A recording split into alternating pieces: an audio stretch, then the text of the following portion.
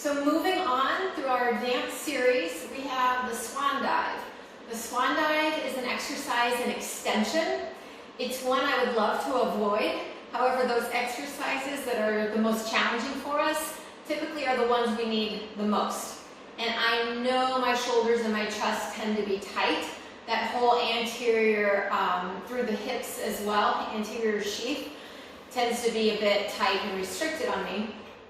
So I need to work on mobilizing, on lengthening, on opening, on lifting all those structures in order to create some balance between open heart, width through the back, and strength through the back body. That also, when you're tight in your chest, a lot of times the back muscles get overstretched and then the back is weakened as well. So we'll look at some progressions. It may not be the full expression of the Swan Dive, which incorporates quite a bit of momentum and rocking, but there's some building that chances are is good for about everybody. So prone extension, let's begin with one hand over the other, all 10 toes on the mat, and allow the head just to rest to the hands. Relax the shoulders down your back. Feel the width between the shoulder blades, and then just float the head. So a little baby head lift. We've talked about that before, how a little infant, the first thing they learn to do is to lift the weight of the neck, and that helps to strengthen those neck extensors. Those neck extensors get weakened as we start to look down at our computer screens, as we look down at our cell phones. So this very deliberate effort to strengthen these muscles is desperately needed in our culture. So just working into the extension aspect of the thoracic cervical spine. I also want to think of a line from my nose out to the front and just lengthening my neck along that line in order to find extension. Feel like I'm being drawn forward as I lift up, and then holding that lift up. How about right arm to the right corner of your mat? Can you lift that right arm and lower it down for 3? Lift the right, lower for 2. How do your hip bones feel here? I feel like I'm shifting heavy to my right side. Lift, lower 1, return it all back down. Opposite side, feel that beeline from your nose, lengthening and lifting. And then left arm, take it to the corner. Find a lift and lower. And lift, maintain extension through the back body. Feel all 10 toes on the earth. And return. All right, let's try the double. So find your beeline, that line from the nose lengthening out, beeline, straight line forward. Take both arms towards those outer edges and let's turn thumbs up. So you've externally rotated your shoulders here. Find a lift and lower. Maintain that float. And lift the arms and lower. 2 more times here. Feel width through the back body and down and lift, return, rest it all back down. All right, let's add a couple of variations here. Bringing the hands under your shoulders, elbows hugging in.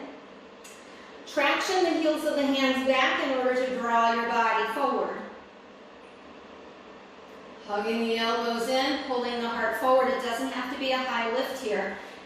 Right thumb up, extend it out to that angle, and pull it back in. Left thumb, reach it out, and draw it back in. Both arms reach, both arms return, and rest it back down. All right, moving into a bit more extension, elbows hug in. You can have a V shape of the legs. Classically, the legs were narrow. However, these days, most find themselves a little bit more hip width, pelvis pressing gently down, belly picking up, traction the hands, start to find that beeline, find the lift. Shoulders wide open. Good, let's take this down and return, lengthening in order to lift. Open shoulders, heart lifted. Even pick your gaze up just a little bit. Take the eyes up a bit. You don't have to look up with the neck. Just feel that lifting of the eyes. And lower back down. It's important to work our eyes. We stare so much at a screen that we kind of get stuck there, and when your gaze is stuck, there is a correlation between how the neck moves as well. And lower back down. All right, one more time. Find that extension. We're going to add here a little rocking. We lower and we lift. We lower, we catch ourselves. Rock, heart lifts, gaze lifts, elbows in, and then take a little rest. We can up the ante a little bit, rather than just catching ourselves, taking our arms out and in, so a little quicker reaction. Let's give it a try. So hands under shoulders, elbows hug in, belly lifting, pelvis gently pressing down. Find that lift. I'm gazing slightly upward.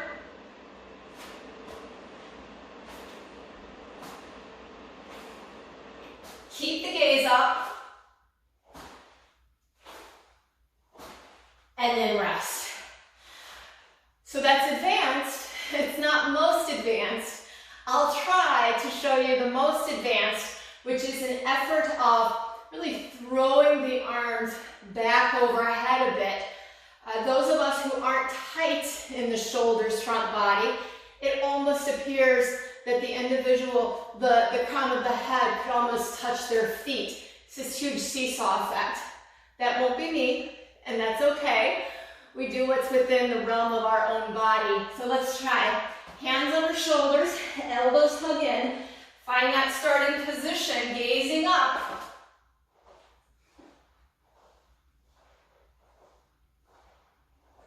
And that's my version of rocking swan. Take a stretch back. Walk the hands to one side. I spent my morning studying, well, I did a yoga class with T.S. Little from Santa Fe, New Mexico. He owns Prana Yoga. He travels around the world, just an incredible instructor. And I never thought I'd have the opportunity to take a class from him. So that's one of the blessings in this situation. He works a lot on fascial release and what he terms the subtle body. If we can tap into some of those smaller muscles, reduce adhesions and restrictions that exist in the fascial sheath that overlies the muscle tissue, we'll create smoother, more fluid movement patterns. After I did his class, I tuned into Elizabeth Larkham, L-A-R-H-A-M, L-A-R-K-A-M, I'll have to look that up for you. But she works with balanced body, phenomenal Pilates instructor, movement specialist, Feldenkrais certified instructor, and she too was looking at the internal sling system, kind of how our body works at a diagonal, and making better alignment between the pelvis and the thorax.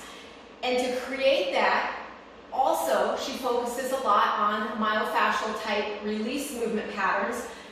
Some very subtle, like I mentioned earlier, just using your eyes to look side to side, gradually reducing some restrictions that might exist in your suboccipital muscles, the muscles that attach to the skull, but then gradually moving into some larger motions.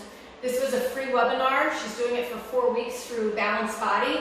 It's just such a gift for me. So I guess in this difficult time, I encourage you to look for the gifts, look for the opportunities within these circumstances.